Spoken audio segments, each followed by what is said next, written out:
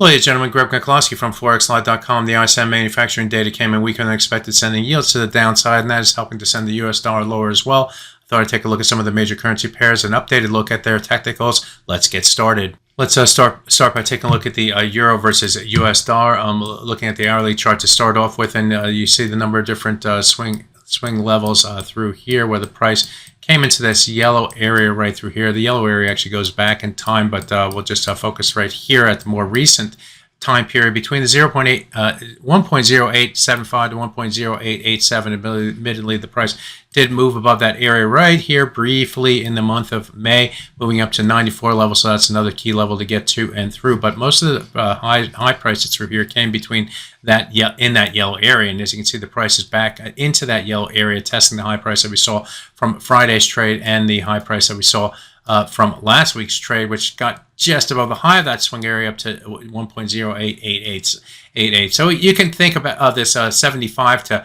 94 level is really the level that we have to get to and through for the euro versus US dollar to increase the bullish bias. I can't help myself but to show you the 4-hour chart here, and this is the significance of that area right through here going back in time. So breaking above this area would open the door for further upside momentum for the pair. Start to have this pair looking toward the high prices going back to the month of March. This is the high price for the year from March 8th, which actually, it's not the high price for the year. I guess we go back to over here, but at least it's a high price going back to March, which comes in at 1.09812. So all those are to go. If we are able to get above the 87 level, get above the 94 level in the dollar versus in the euro versus US dollar on the hourly, going back to the hourly chart, we're going to need to get back below the 100 and 200 hour moving averages here.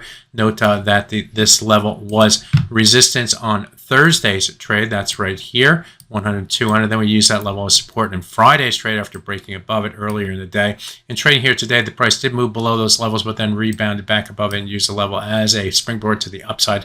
And here's the run up after the ISM data. So we are seeing increased momentum. We're going to need to get below that 100 and 200 hour moving average and increase the bearish bias, or have the bears take back more control and disappoint the buyers on the break to the upside. So that's the updated look at the euro versus US dollar. Let's take a look at the dollar versus yen next. And this currency pair moved to the downside here after the report. And in the process, the price is testing the 38.2% retracement at 156.13. That's of the move up from this low right here from May, I guess 16 to the high price that we saw in trading last week up at 157.70. The 38.2 comes in at 156.13. And as most people know, I like to see the price move below that 38.2% retracement to show that this trend move is, or the sellers are taking more control after this trend move to the upsides. If it can't get below that level, it's just a plain old vanilla correction.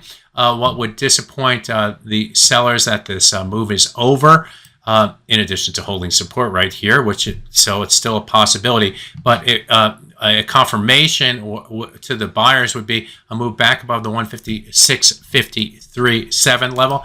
That level was a high price right here, and near high prices through here. We broke above it and used that level as support through here.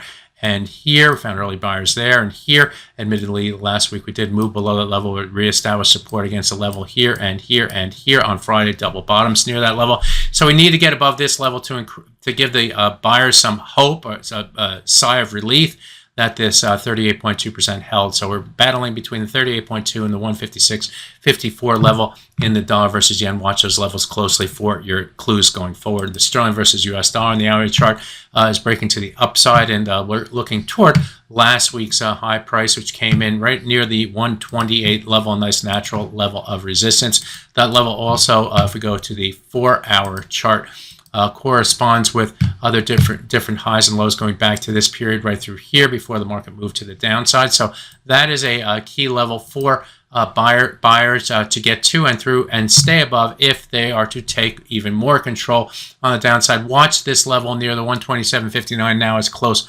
support would be at 127.70.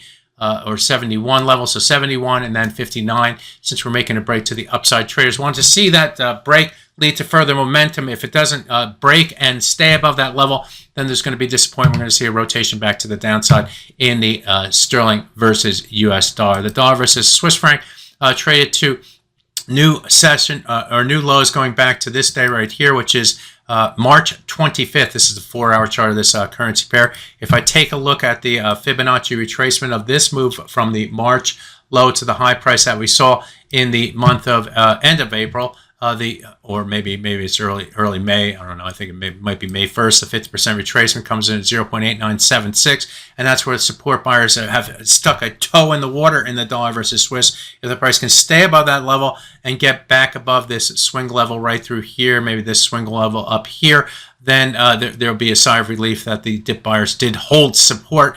Conversely, if we break below the 50% retracement, it opens a door toward 0.8964, and then the 100-day moving average is 0.8928 later on going forward in the dollar versus Swiss franc.